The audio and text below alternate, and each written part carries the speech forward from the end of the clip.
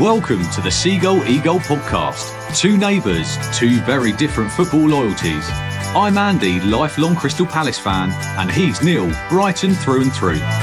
Seagulls and Eagles, natural enemies on the pitch, but not over the garden fence. Each week we'll bring you match reviews, fan stories, trivia, transfer talk, and a few friendly digs at each other, all in good spirits though. But it's not just Palace and Brighton, we'll be giving our takes on the rest of the Premier League too. This is Seagull Eagle. Welcome everyone to episode 3, the show where two fan bases bond over mutual suffering and the occasional moment of misplaced hope. This week, it's been a cracker, if you enjoy emotional trauma.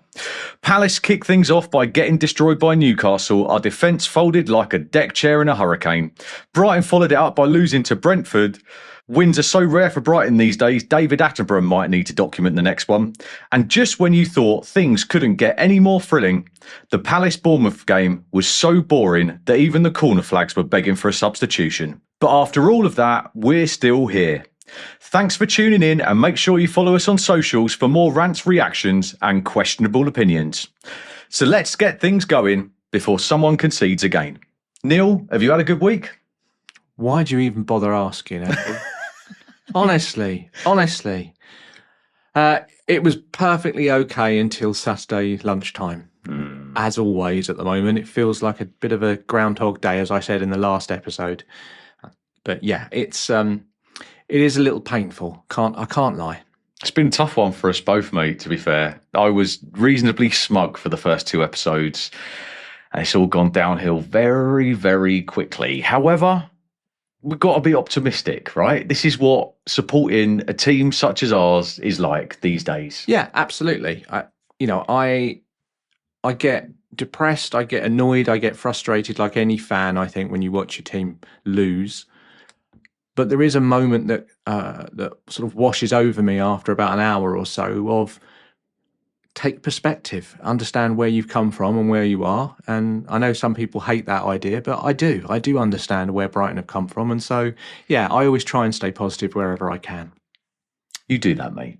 You do that. Well, shall we crack on then? Oh, let's. I'm looking forward to the first match review. Well, obviously, it was a double match week for Palace this week. We had a midweek game. I think it was Wednesday, feels like a long time ago now, where it was Newcastle Palace at St James's Park. Going into this game, Palace had only suffered 1 defeat in their last 11 matches. And there were 2 changes made to the starting lineup. We brought in Gay back from his suspension, and Will Hughes was in the place of Wharton. Newcastle were unchanged as they normally are. Yeah. With 5 straight wins on the back. It wasn't looking good before we went into this. My observations of the game, Neil. As soon as the game kicked off, it was obvious that this wasn't going to be an easy day out for Palace. I genuinely feel sorry for the travelling fans that went up there. That's a hell of a long way to go and watch that.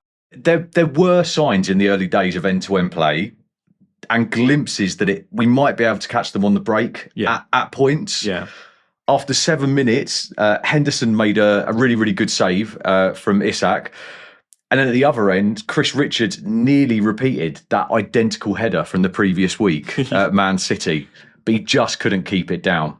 Then came the goal from Murphy, and did you see that goal? That ridiculous angle where everyone watching it thought it was a cross until they realised that he actually meant that. It was unbelievable.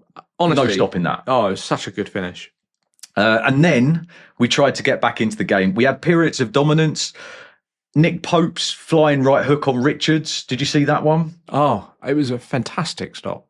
What, to his head? Yeah. I mean, it took a long time to get awarded, but looking at it at the right angle, he got him good there. He really got him good there. And do you know what I'd like to do, if it's okay with you? Go on.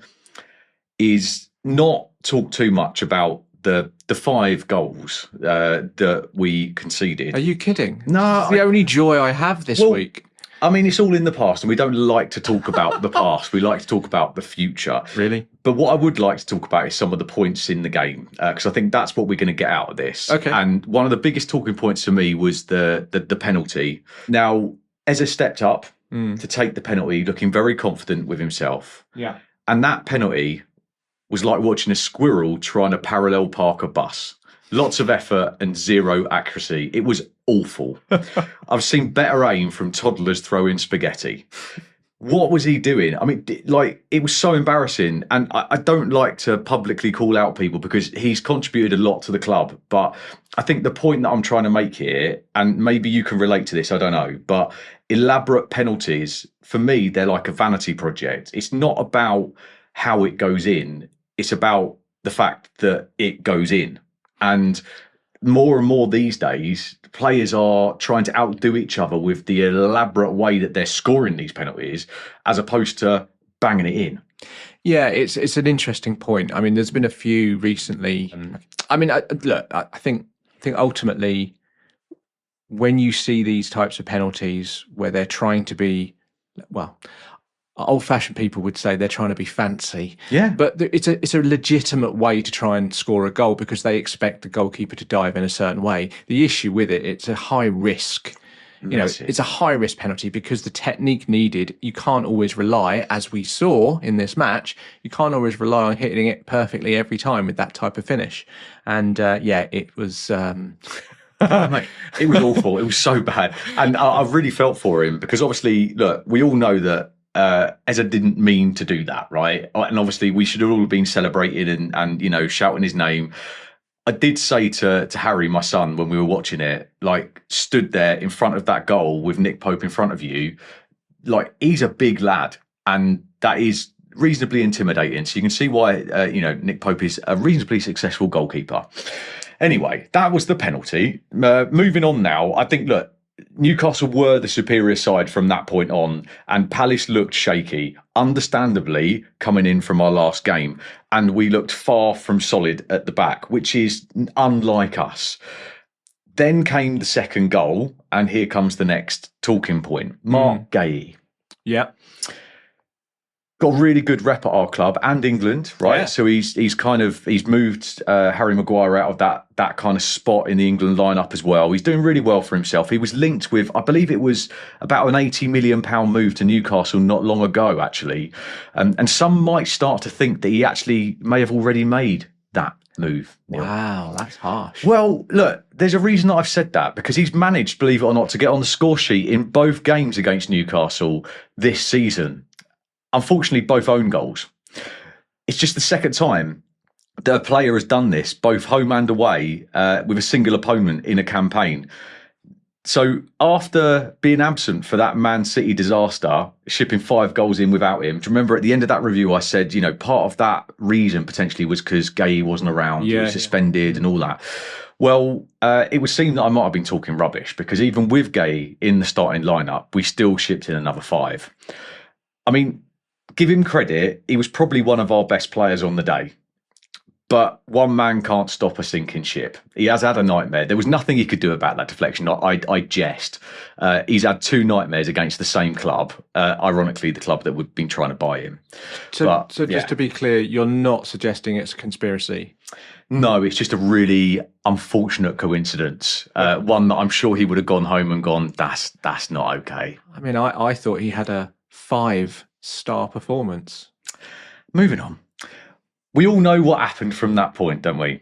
4-0 by half-time, bit like the Man City game. It got out of our control far too quickly.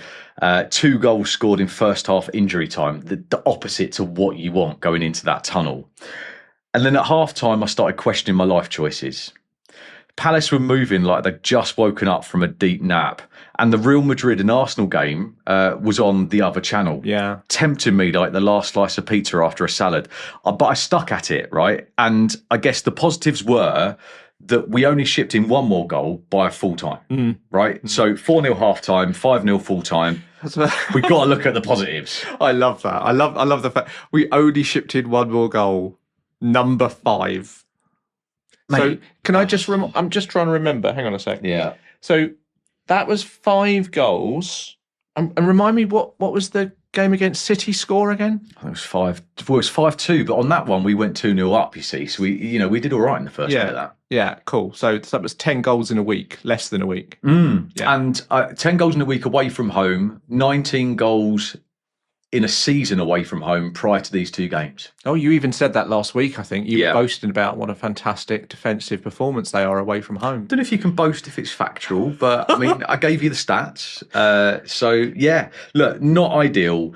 We were simply outplayed by a better team who were, it pains me to say, on that day, brilliant. Yeah. If they play like that next season, I think they're going to be challenging. The stats show that we did have our chances. We had 28 touches in the opposition box. 28 touches in the opposition box, yet no goals to show for it whatsoever. Newcastle had 17 and got 5 goals out of it. I think we weren't 100% committing. Maybe we had our eye on the FA Cup coming up. And then the worst thing about this whole situation... It gets worse? Oh, mate, it gets so much worse. Go on. I'm sat there with my hands on my face, as I say, contemplating my life choices, celebrating myself that I didn't turn over to watch the European game. And then, what do I hear? After the 5-0 thrashing, the DJ at St James's Park hit play on Glad All Over. Why not rub salt into the wounds and add a soundtrack to my misery?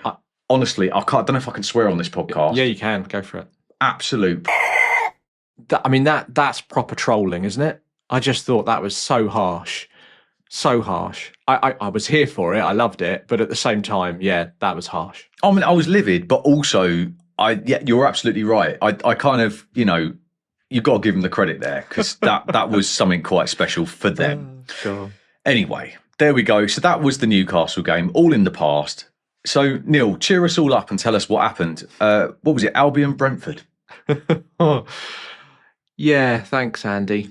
There was a moment today before we started this podcast where I was tempted just to re-edit last week's podcast and just overdub the word Leicester every time I said the word Leicester to Brentford. Oh. Yeah, it was a little bit like that.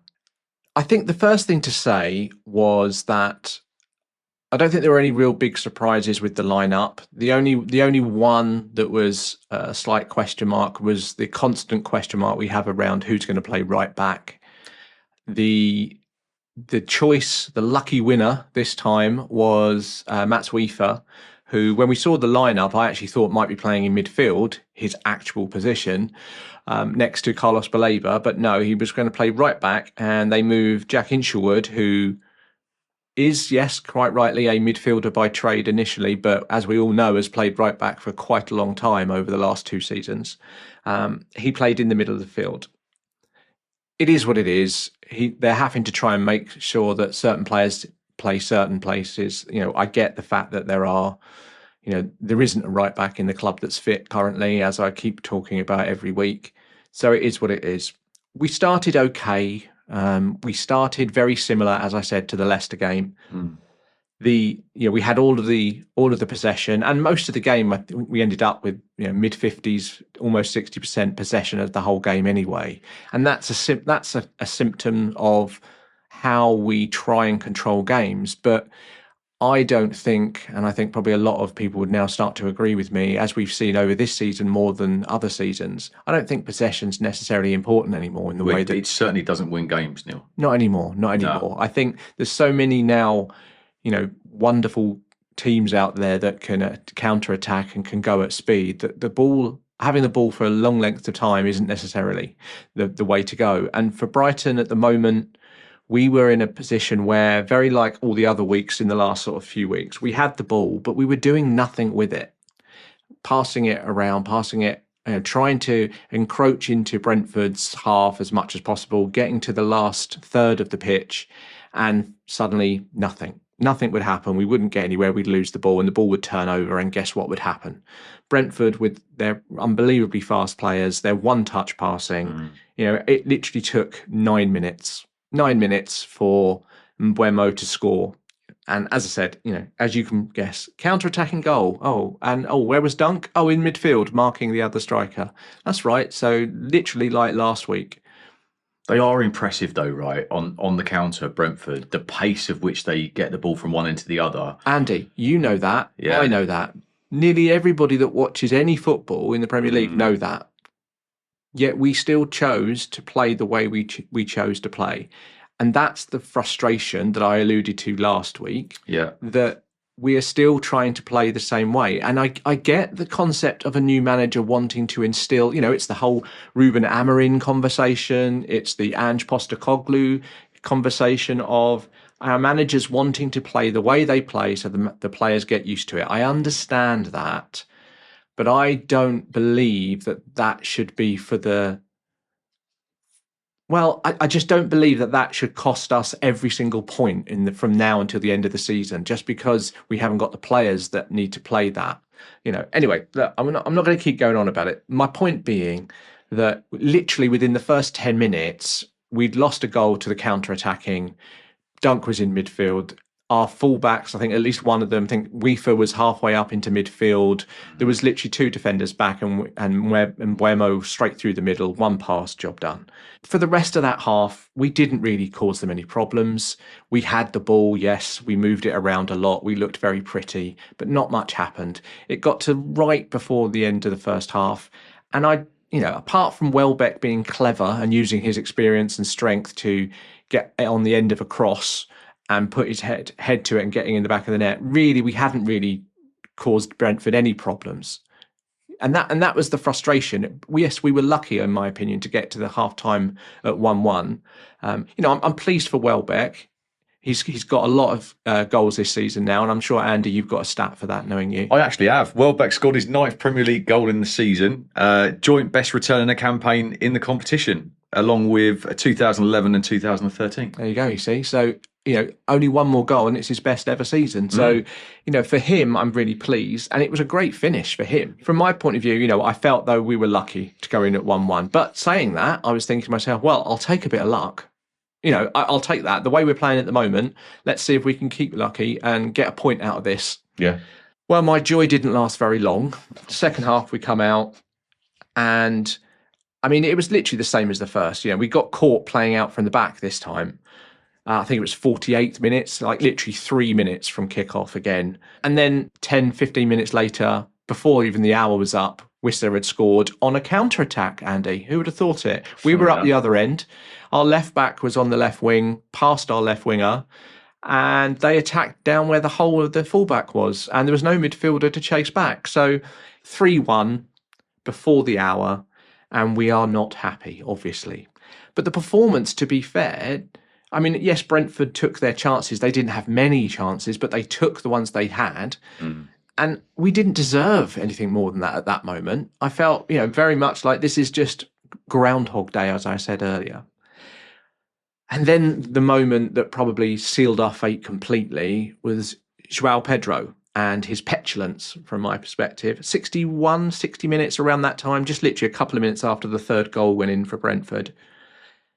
I'm sure everyone's seen it. I won't go into it too much, but essentially, João Pedro's got annoyed by some close marking, flung his arm out and a leg as well. And the defender, quite rightly, has gone down making a meal of it, like anybody else would.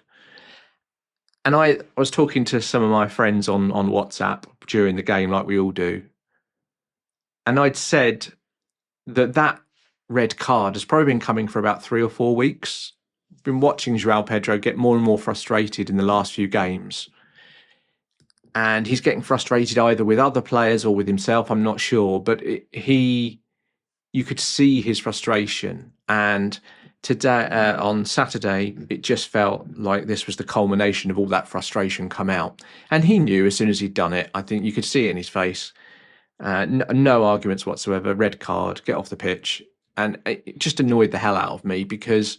it's things like that have a real knock-on effect. He's going to miss games now because of that. And it's okay to get frustrated. We all do. But doing something like that then has an effect on everyone else around you, from my point of view, is really, really frustrating. And I'm sure Fabian Hrsler will have a word with him. But it was a real frustration for all of us. And to get out of jail free card and just get off the pitch as quick as possible, for me was, a little bit short-sighted and really frustrating to watch. He did Fabian Hrsler did make a few changes. And I think the one that the fans, especially that were there, didn't like, 77th minute, I think it was around there anyway, Welbeck was taken off. Our only striker because obviously João Pedro went off, Jorginho Rutter's injured. So he took Welbeck off at 3-1. Very much making the decision, I would suggest, that we've had enough of this game. We'll just have to save him for next week. And I understand that.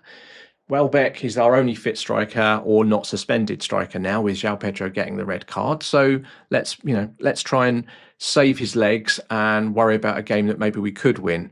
I don't think the fans that were there were enjoying that. I did hear a few boos in the crowd. And also, when they saw who was coming on, they were happy. I think Matoma came on, Solly March came on.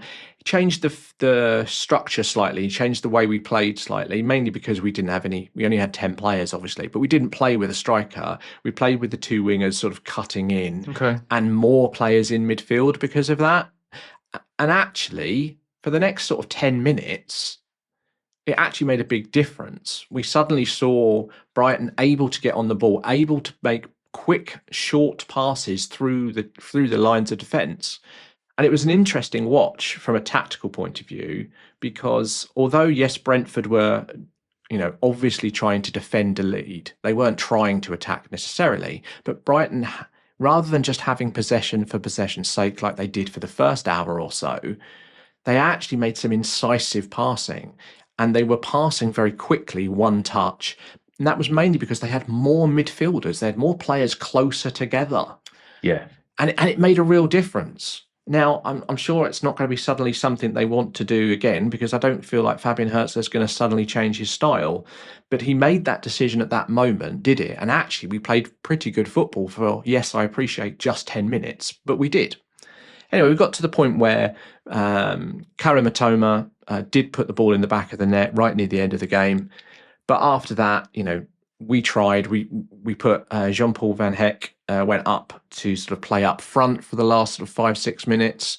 But nothing really came of it. We had a few of the odd chances here and there. But ultimately, we didn't deserve any points from the game, really. We got close near the end by luck and by just pure effort. But we didn't really deserve anything. It was a very frustrating game. I do have to just make one point, which is JP Van Heck, he did have a really nasty clash of heads. I think he got stretched off, didn't he? He did, proper stretch it off with oxygen and the whole thing.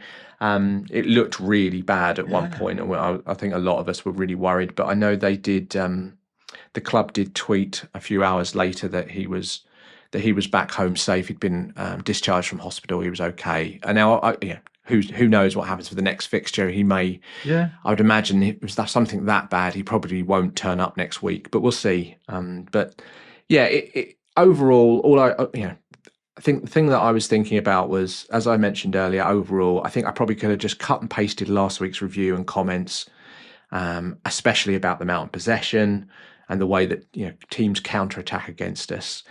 Ultimately, our defensive line is almost non-existent when we're pushing up so high with our fullbacks so high, and we're left with Lewis Dunk and Van Heck on their own with no real pace, trying to defend. And it's a frustration watching it week in, week out at the moment. So when you get to these situations where you've got, little choice to make a change, sometimes those changes that force your hand work for you. And I'm trying to stay positive to think, actually, maybe we might see a change of shape next week. We may see we've got a hell of a lot of midfielders. Maybe we should play more midfielders in midfield. There might be a few things we could do to be different.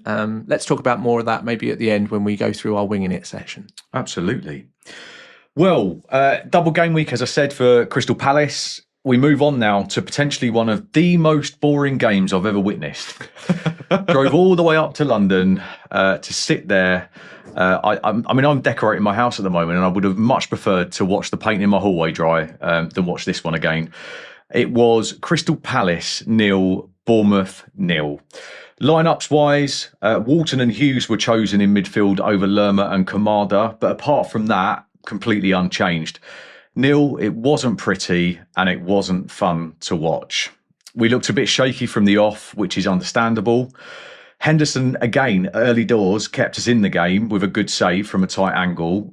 Eze was gifted a few free kicks in the first half, which he stood and observed and pondered about, and then absolutely mucked up and wasted every single one of them.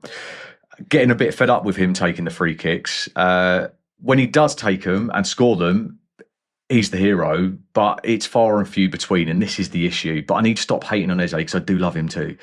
Palace fans grew frustrated as you slipped back into the same way that we played at the start of this season. And I don't know if you remember, we didn't have the best of starts, right? We got on that horrible run where we just couldn't get a win. And a little bit like you, without kind of trying to slip into this kind of wallowing of self-pity, but like we lose the ball in midfield with sloppy passes. We then have to battle and press, and it's so hard to get the ball back. Take 5 minutes to get that ball back in midfield. When we do, we then pass it sideways in our own half, back to the keeper eventually because there's no way through, who then plays a long ball into their half. We then lose possession and the whole thing starts again. And that was pretty much repeat over and over again. Can I ask you a quick question, Andy? Yeah.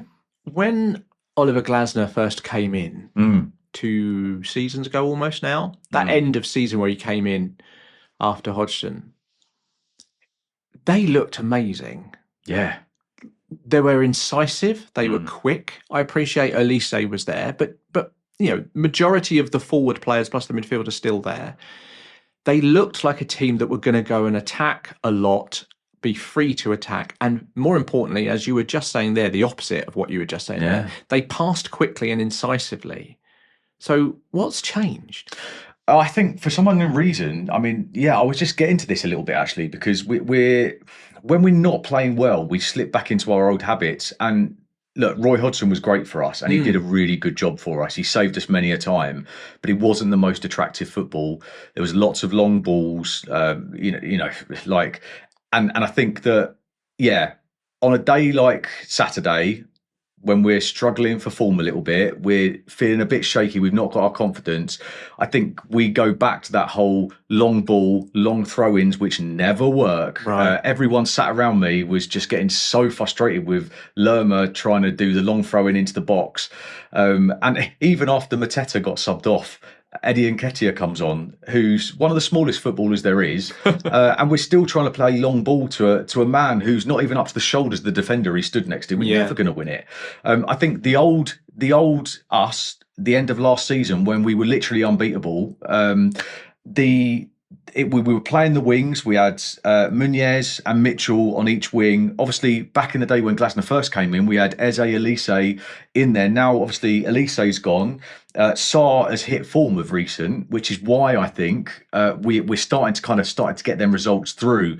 And obviously, Mateta has hit form. So I think we've got into the habit now of trying to get the ball to Mateta, thinking he's going to solve all of our problems. Right. But we seem to get stuck in that midfield bit. The defenders are surging forward, they're getting the ball into midfield, but we seem to be getting a block from midfield to. It's that support in the attack. We're getting too easily beaten on the wings, and that was shown. And I think Mitchell isn't having a great time at the moment. He was getting schooled actually on the wings at the weekend. He was one of the biggest culprits on the sloppy passes, and it's just that frustrating thing, isn't it? You've spent 5 minutes getting the ball back and you just lose it so easily. Yeah. And I think it was like too many defensive clearances to no one, and that's why my kind of Roy Hodgson analogy, just made up a word there, Neil. Analogy came back, which was the whole defenders trying so hard to get the ball off the opposition, which they do, and we did really well actually. We stopped them. We stopped Bournemouth, who are a good team, absolutely breaking us down, especially when we had 10 men in the second half. However, as soon as we got the ball back, it was lump it up to no one. It was a frustrating watch. I think that it was mostly caused by our good friend and referee Samuel Barrett. Yes. Now I don't know if you remember, Samuel Barrett had already got into the controversy with Crystal Palace back in August. Oh, right. When Eze scored that unbelievable free kick into the top corner, where he blew the whistle just before it. Oh. Well, just after he kicked it, just before he kicked it, whatever the controversy was. And we actually got an apology from him after the game, say that actually he shouldn't have done that, however it played out. But I think this game was he had a nightmare, and I'm not for bashing referees. I know you called out a referee the other day, and I don't want this podcast to kind of turn into absolutely. ref bashing. No, they've got a difficult job, but sometimes you do have to call out when someone's... Yeah, and I think the media this week has a lot of ex-referees and big people in the industry have all kind of said, actually, he has not had a good game here. Richards got given a second yellow card before half-time for what can only be described as a light tug.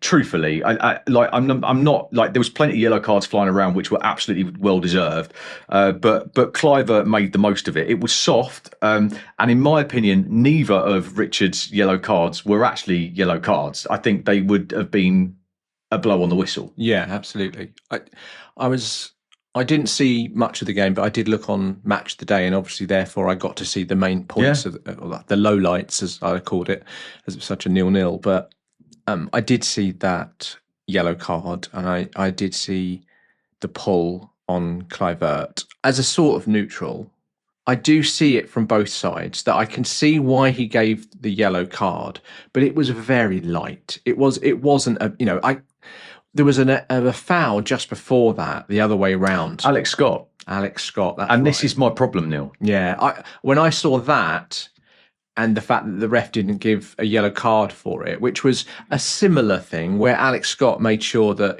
the attacker didn't get any further. He was doing it with his feet, whereas obviously Richards was doing it with his hand. And I'm wondering whether that was the only real difference as to why one got a yellow card or the other. For me, it shouldn't be any different. They both purposefully tried to stop the other player. So for me, they both should be yellow cards. Having said that, I think we all can understand the spirit of the game. And when you see a player on a yellow card does that, which is light, let's say, a bit lightweight, I'm very surprised the referee gave a second yellow for that.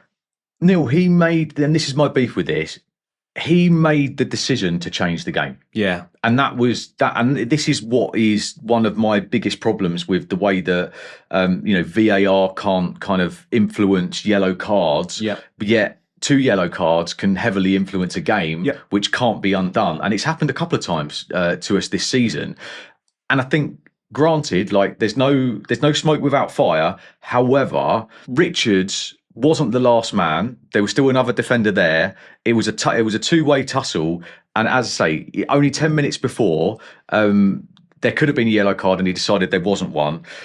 Look, there were 23 fouls committed in that game and there were 7 yellow cards and 1 red card. He was dishing them out like confetti at a wedding, Neil. Yeah. It was honestly, it was absolutely ridiculous. He lost control, and I think both sides of fans were both chanting, "You don't know what you're doing." Yeah. And when you're at a game where both sides are doing that, you got problems. He did lose control, and actually, if Richards hadn't have gone off, I'm not saying we would have won the game, but it certainly wouldn't have been as boring as it was. Yeah. And I think something would have happened. The other thing that really, really amused me was something. I like these moments that aren't necessarily about the game itself, but the stuff that happens. Absolutely. It's where Sarr gets his pants pulled down, literally. Straight after the second half, Kluivert fouled Muniz, and there was a bit of a tussle. There was plenty of tussles. Now, Kluivert tried to play the free kick quickly, and Sarr was having none of it. And as they do to try and stop play, kind of stood there. Now, what Kluivert does is then literally, as he gets up off the floor, he pulls Sarr's shorts all the way down to his ankles.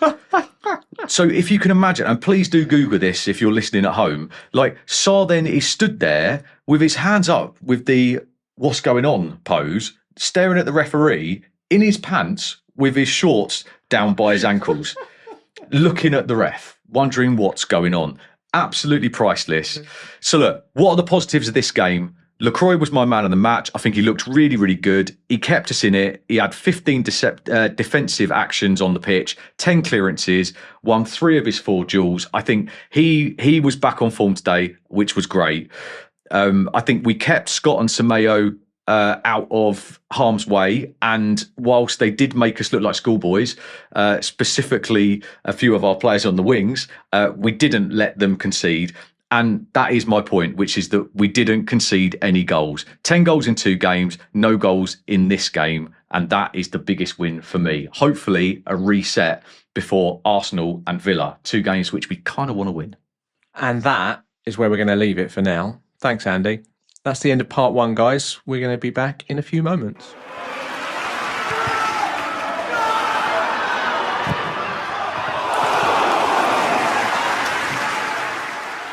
Welcome back. This is Seagull Eagle Podcast.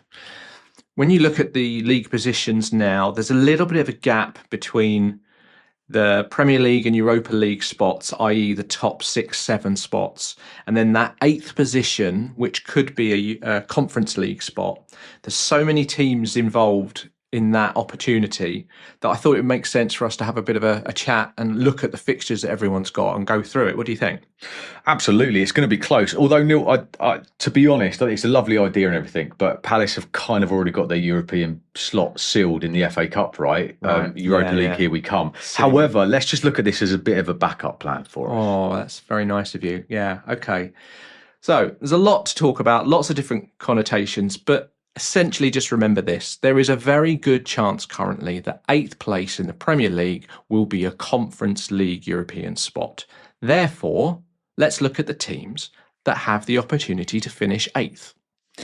Well, yeah, so we've got Bournemouth, Fulham, Brentford, Brighton, Yay. And hanging on in there just about is Palace. Just about. But as I say, this is our backup plan. Yeah, no, that's a good point. Okay, so let's go through them then.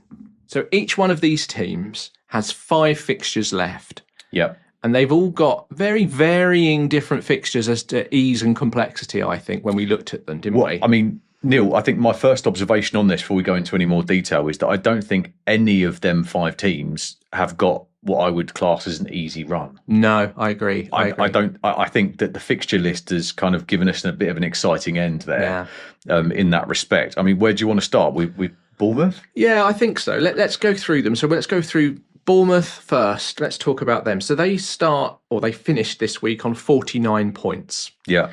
That's week 33. And they've got, as I said, 5 fixtures like everybody else has got. Let's talk about who they've got. So they've got Manchester United at home, then they've got Arsenal away, then they've got Villa at home, and then they've got Manchester City away until they finish at Leicester at home. Sorry.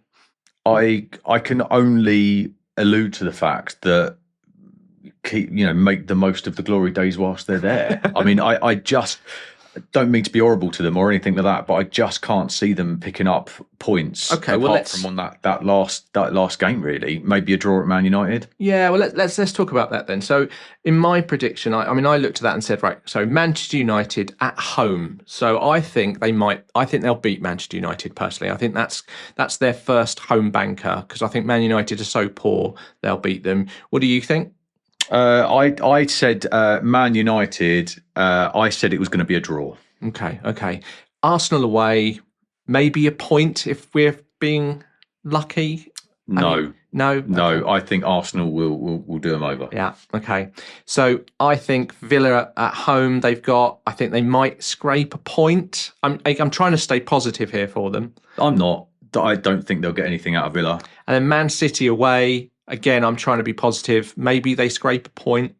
No, I feel like Man City's troubles are over now. I think they're back on it. You got no faith. From my perspective, it's 3 points at Leicester and a draw at Man United. Well, we can both agree on the 3 points at Leicester at least. Okay, that's fair. So from my point of view, I think that means that they finish on 58 points. You're saying 53 points. Okay. Yeah. Fulham. Let's talk about Fulham. So again, they finished the week on 48 points, 1 point behind Bournemouth. And then their fixtures, the next 5 fixtures are Southampton away, Villa away, Everton at home, Brentford away, finishing with Man City at home. I mean, talk about either end of the scale here. So Southampton away, I think we can probably both agree. 3 points. Absolutely. Yeah. And then I think it gets tricky for them at Villa, from my perspective. Yeah, I agree. I don't think they're going to get anything there. I think they'll get a win at Everton. Right, okay. Do you know what? I'll agree with you, actually. Yeah, 3 points at Everton. Okay. And then I think Brentford, they get nothing from my perspective. I think they'll beat Brentford. And the reason I do is just because by that point, they'll know what they've got to do. And I think Brentford might be out of it by then. But we'll see, won't we? But yeah, I reckon they'll win against Brentford. You reckon nothing? Yeah, and then nothing for Man City. I think our views change significantly on this one when it comes to Brentford, which is interesting. Yeah, see, I'm trying to stay positive and think that Fulham get a point at Man City. But I mean, you don't think I'm right there, do you? I just can't see it. I think Man City will finish strong at the end of the season, and I think our views differ when it comes to Brentford's run-in, which we'll get to later. I think they're probably going to do a little bit better than what you may think, but let's see. Okay, so going on those results, then that means Fulham. You think they're going to finish? I think they're going to finish on 58 points. You think 54 points, which is a bit of a difference. Okay, let's go a friend. Well, actually, let's talk about Brentford next then. So at the moment, they finished the week on 46 points. Their fixtures, their last 5 fixtures, they go away to Nottingham Forest, then they're at home to Manchester United, then they're away to Ipswich, then they're at home to Fulham, as we talked about, and then they're away to Wolves. So actually, there's some real winnable games in there. Well, and this is why, without ruining this whole fixture and kind of showing my cards too early, this is why they are my favourites on this one. Really? And why I do believe that they might win this battle, because I think as a Palace fan, if I could pick any of them fixture lists coming up, I probably would have picked that one. I think that Nottingham Forest will get the better of them. I do believe that. Yeah, me too. In that first fixture, I think they get nothing out of that. Man United, I think they'll get a point as a minimum. Oh, I think they'll win it, but yeah, go on. So that was my thoughts, which was they get a point at Man United, they go to Ipswich and predictably probably get the 3 points. What's your view? Yeah, I agree, totally. Then Fulham, I think this is the one for me. It's like I've put them down for a win at Fulham. Now, obviously, it's between that whole kind of Man United and Fulham, where they pick up the points. But I put 3 points down for Fulham. What have you put them down? Have you put Fulham? No, so that was me thinking. Yeah, as I said before, I reckon Fulham will beat Brentford. But I can see both sides. I think I think for either team, what's no good is a draw. So they will go for it, both teams. You're absolutely right. And I just feel like Fulham might do them at the end. And then, of course, we got Wolves, where I've said that Brentford will pick up 3 points. But Wolves are one of them teams at the moment where you just don't quite know what you're going to get. I think the other thing to consider is as we move on to the other fixtures, are those end of season games. Sorry, you never know what team's going to turn up, as you just said. And also you don't know what's going to be on it for those teams that are involved, which is a good point to then talk about. Well, let's go Brighton next. So they've ended the week on 48 points. Then last 5 fixtures. We've got West Ham at home next week. Newcastle at home. Wolves away. Liverpool at home. And we end at the Tottenham Hotspur Stadium. Yeah. Something tells me you might be a little bit more optimistic about this than I am. I'm trying to be. I'm trying to stay positive because I've felt really negative talking about the games the last couple of weeks, and I'm trying to stay positive. I'm hopeful. Well, look at it this way. The West Ham game is next. The way West Ham are playing, they're awful as well at the moment. They're not really playing very well. As we've alluded to, the fans are booing. Graham Potter's under a lot of pressure. He's coming back to the Amex where there is no love lost between us and Graham Potter because of the way he left. He did a good job for us, actually. And if he'd left in a different way, there would have been a lot of respect, but there's not. So he's going to feel the heat when he comes to the Amex. So I'm hopeful that we will get the 3 points on Saturday. I think you will. Good. And I'm hopeful that may work as a bit of a catalyst and actually help us stay more positive. That's what I'm trying to cling on to at the moment. So my predictions are, as we said, West Ham 3 points, and you agree. Then we've got Newcastle at home, and I totally accept the fact that I'm not expecting much from that. So I think that's an understatement, Neil. I'm going to level with you. I think listening to your woes about your defensive issues, in a defensive way. I believe that you're going to get destroyed by Newcastle in a similar guise to the way that Palace did. And that's not being horrible because we've just been destroyed by them ourselves. But I can't see that ending well. I agree that I don't think we'll have any points. I'm very hopeful that we won't get destroyed, put it that way, because I think then the season is over. But if we can at least come out of that with a bit of dignity, then we go to Wolves away. I'm looking forward to that because I've got my tickets for that as well. So I'm going to love an away day. So what do you think that one's going to be? I think we'll win that one.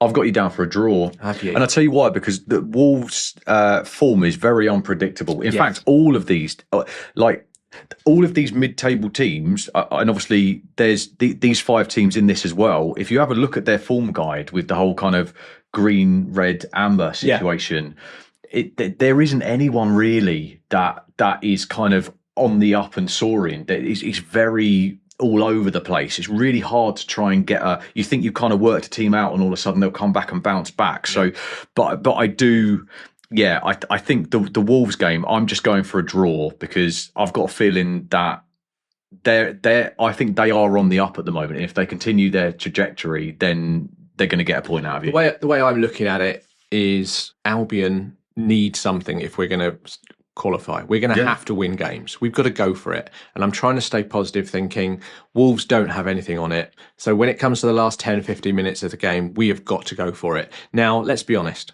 That hasn't worked out well for us in the last few weeks. Counter-attacking, we have all the ball and then counter-attacking against us has not worked. And I know this is a stretch, but I'm hopeful that we'll get 3 points at Wolves, which then leads us to Liverpool at home. Now, hang on before you start smirking at me. Too late. I think we could win against Liverpool. And yes, I am putting this out there. I am doing this. And the reason I think this is twofold. One, Liverpool always want the ball and they will attack. There's no defence with Liverpool in that sense. They want to have the ball and they want to attack. We always play better against teams that want to actually attack as well. So there's a chance straight away anyway. Second of all, by then, if not by next weekend, Liverpool will have won the Premier League. They will be on the beach. They will be hungover, hopefully. They will be full of the joys of spring and looking forward to going on their holidays. Do you think they're going to put the youth team out then for the last couple of fixtures? I wouldn't be surprised if there will be a few players that need to get a certain number of appearances to get their Premier League medals. Okay. And I wouldn't be surprised if the last 2 or 3 fixtures for Liverpool, there are some results that aren't usual for the season that they've had. And I would expect Liverpool not to win their last 3 games. Something else to happen. Maybe a few points dropped here or there. And I'm hopeful, therefore, that Brighton could be on the receiving end of that and get 3 points against Liverpool. Stop smirking. It's all right. You wait till you get to mine. But I don't think you're going to get anything out of that. And I think it's the complete, from my perspective, it's actually the complete opposite to what you've just said. Certainly when you were talking about the Wolves game just now, I think that you will go hell for leather and attack, and I think you're going to be exposed as and when you do. And I think these teams that you've got coming up are going to see you come in. But happy to be proved wrong, mate. I really am. All I can say at the moment is this is my faith in Brighton, blind faith that we all have, don't we, as supporters. Last game of the season, we are at the Tottenham Hotspur Stadium. I'm going with 3 points again. And again, similar thing. They are already on the beach, apart from their European games. They've had a terrible season. And if memory strikes me, if they do get to the final, that final is right around that last fixture. So there are going to be a lot of people that are distracted. So I'm very hopeful that we can get something out of that one. Yeah, there could be resting people or. Do you know, I mean, I didn't, to be fair, I didn't think about that. I put down that I think you're probably at best going to get a point out of that. But again, it's all according what Tottenham side turn up in it. Absolutely. I mean, flip a coin.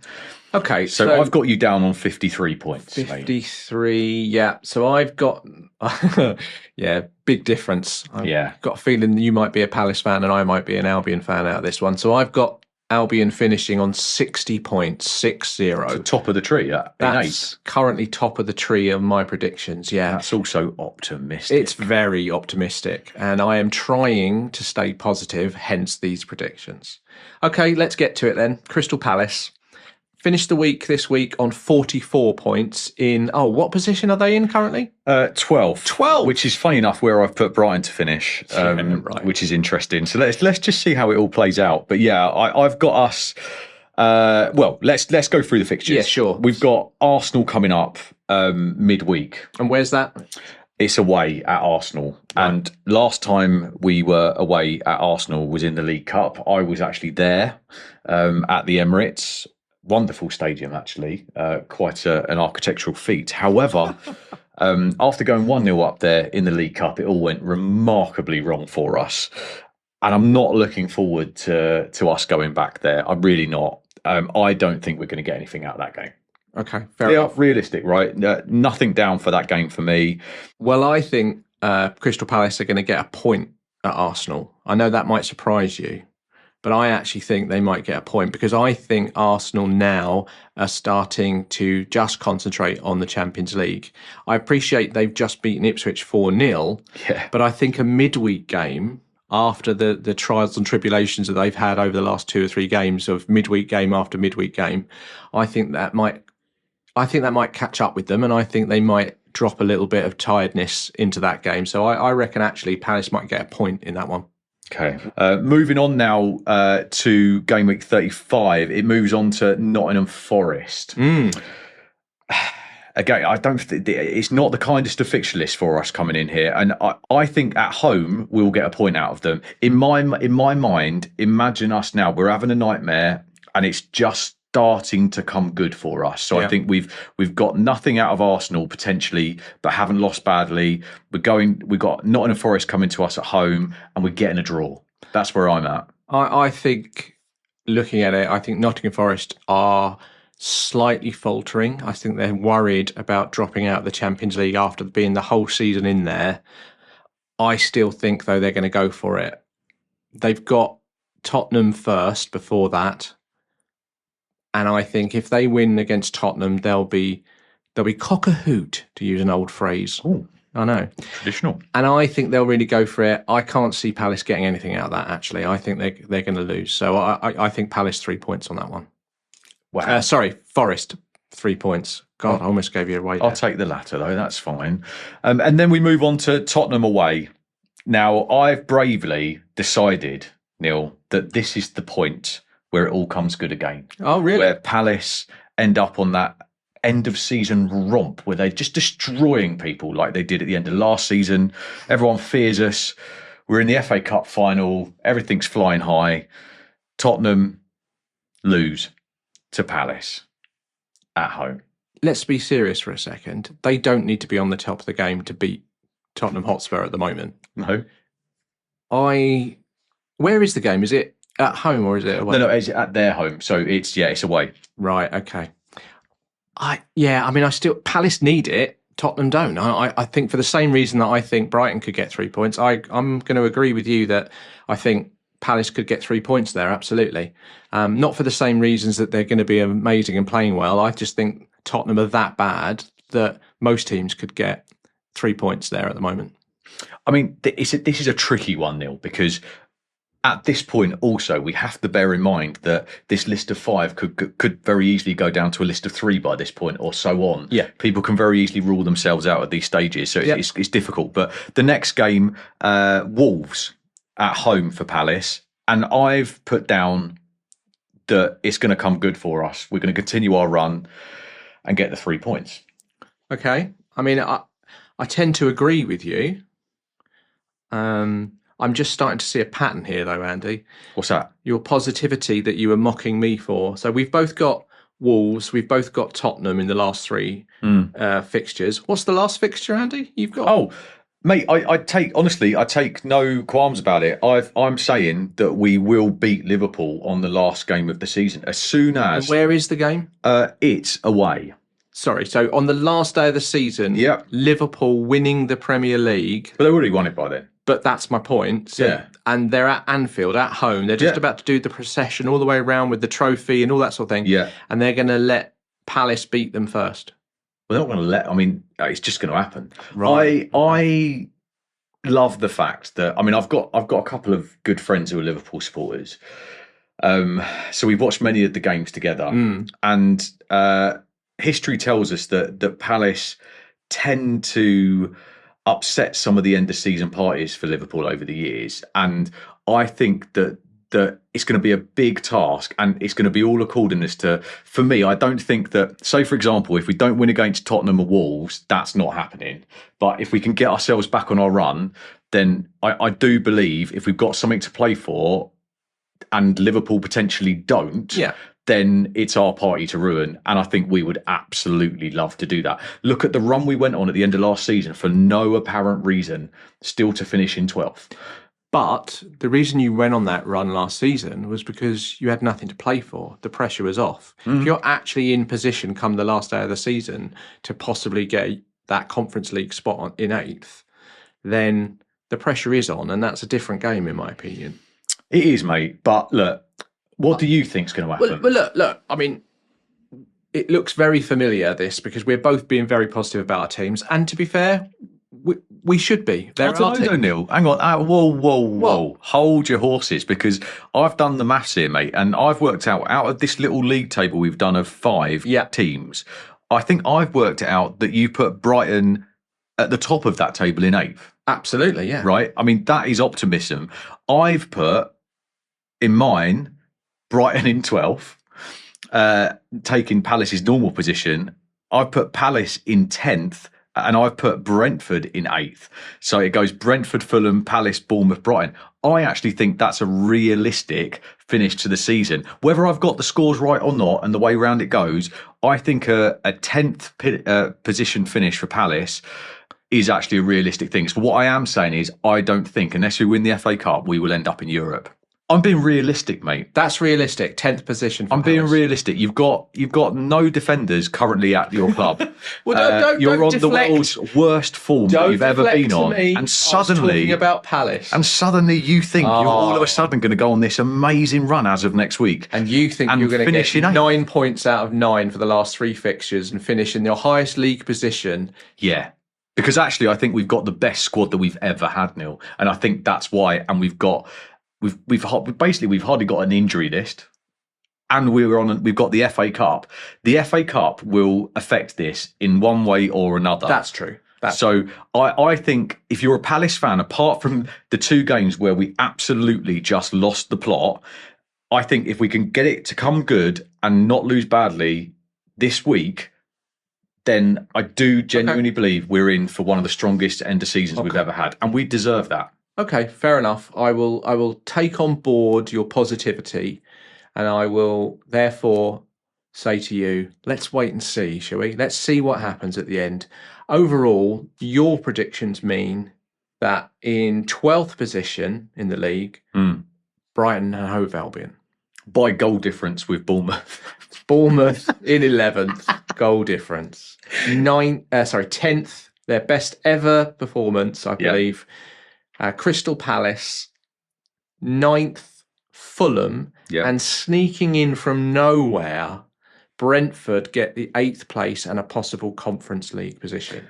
Yeah, and I think that's more realistic than Palace finishing in 10th. But I do genuinely believe that Brentford will finish in 8th. But do you know what? The only thing I actually genuinely really do care about, I'd love to go to Europe, but we're going to anyway with the FA Cup. The one thing that I do genuinely care about, which is going to happen, is that for the 2nd season in a row, Palace will finish not only above Man United, but also above Brighton. Fabian, please help. Don't let this happen.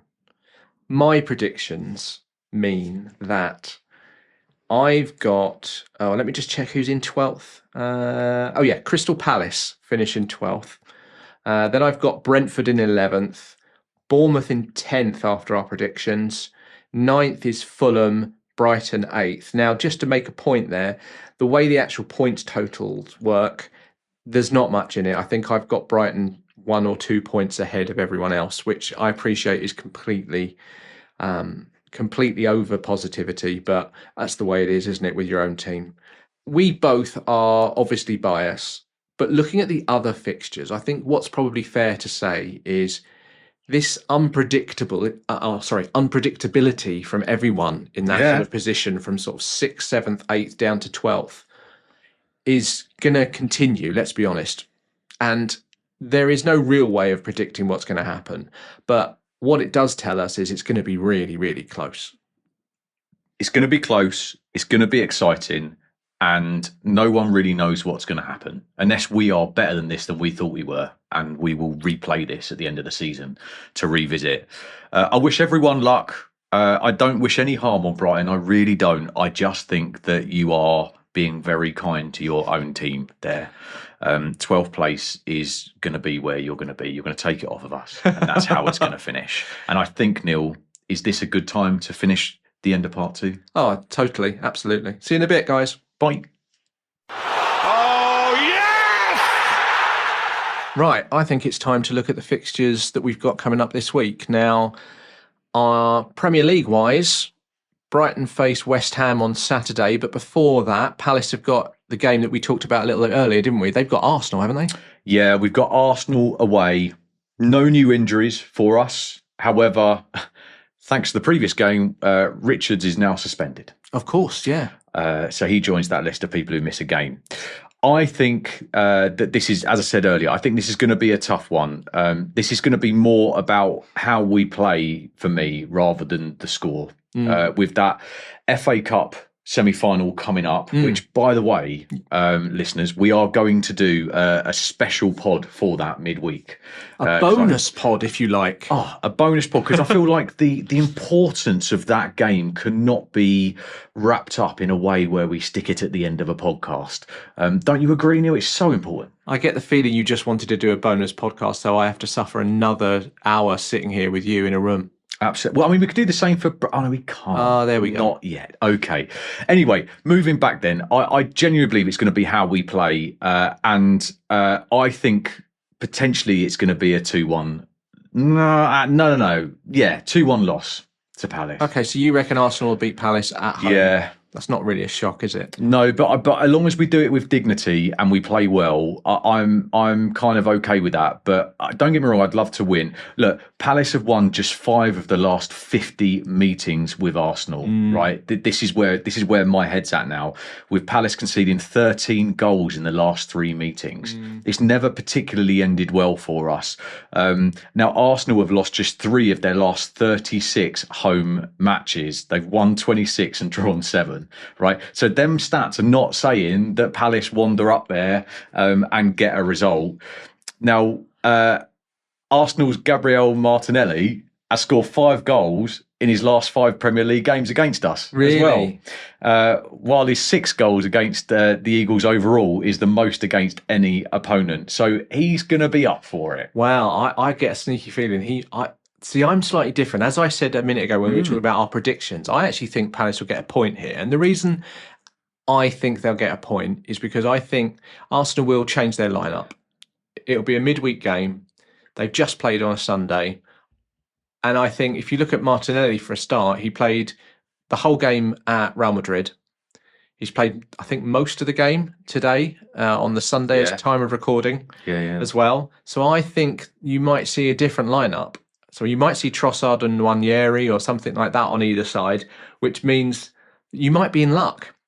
Oh, Neil, I do hope so. I really, really do hope so. But also the other big thing that's worrying me about this game is what's been reported in the media about Palace's recent dip of form is that, you know, we are normally that team that crunches in for the tackle, commits hard, all that kind of stuff. And it's felt in the last couple of games like we've kind of been pulling back on some of them challenges, right. and the media's kind of been reporting. And I think Alan Pardew in his post-match analysis was referring to this as well the other day about the players, whether they know they have or not, they've got that cup, that semi-final cup game in their head, and they don't want to miss it. It's the, you know, and I know it's embarrassing, isn't it? It's like it's a semi-final, it's not even a final. We know that, but it's one of the biggest games that the club has had in a really, really long time. So my fear is that there's going to are we going to play with the intensity? Or is that going to be in the back of their heads? I think that they'll be much better off getting a positive result out of this game and committing fully going into the next game with a win under their belt. But let's see. As I say, I don't think it's going to end well. I'd love it too, but I think it's going to be a 2-1 loss. Fair enough. What do you think about the Brighton West Ham game then? I mean, I alluded to it when we were talking in the predictions part. I'm going to stick by my guns. I think we will win. And the reason I think we will win is because if we don't, the season is over. I mean, it is literally. I don't. We've sort of gone through the last few weeks getting a little bit lucky with other results going our way, but I think we have to win.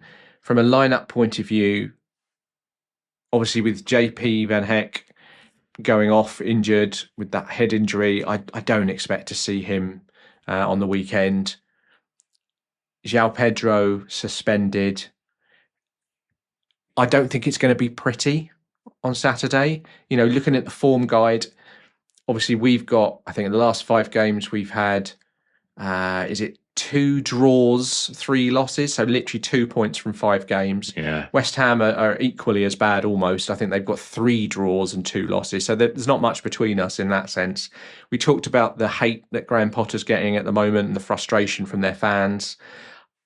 He's not going to like coming to the Albion, as I said earlier. So I think it's going to be ugly. I think it's going to be hard work. It's going to be frustrating at times, but I'm trying to stay positive, and I think we might scrape a win out of it. Well, let's see. I mean, look, trying to be impartial about this, I do. It could very much go either way. Like you've got Graham Potter coming back, and you're saying he's not going to like coming back. My philosophy on that's slightly different. I think he's going to love coming back, and I think he's going to want a point to prove, especially because he's trying to prove a point to his own team right now, who are hating him, or a lot of the fans are. I think it's going to be a really interesting one. I think it could go either way. Question is though, have your problems got worse since last week, or have they got better? In my mind, they've got worse. Without gloating, it is factual, right? You've lost players that you had before, and you've not factually got any better than you did last week. The question is, are West Ham going to have the momentum to get a result against you? I don't know. Oh, Andy, I don't say this very often, but you're talking so much sense. It's very frustrating. I'm going to stay positive. Well, good on you. I actually do. To be fair, Neil, I do think you'll win. I'm just not convinced about it. It's a flick a coin for me. I genuinely believe that. But I do have you down for 3 points for that one. It's just, I'm struggling to believe it myself. I don't know. But let's see what happens. Okay, fair enough. Well, I think we're going to end that there. And as you alluded to earlier, we're going to talk about the other big game for Palace at the end of the week. Huge game.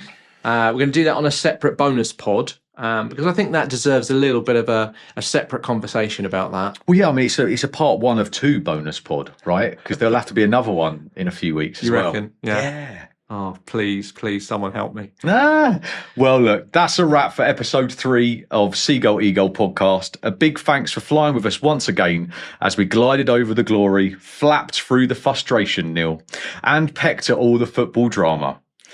Don't forget, we've got socials up and running now, so please do subscribe, drop us a review, and give us your comments on the pod, and spread the word to your fellow fans as well. Whether you're blue and white or red and blue, we'll be back next week with more matchday madness. Until then, stay loud, stay proud, and remember, as always, the rivalry never dies, it just evolves. Catch you next time on Seagull Eagle. Come on, Albion! Eagles!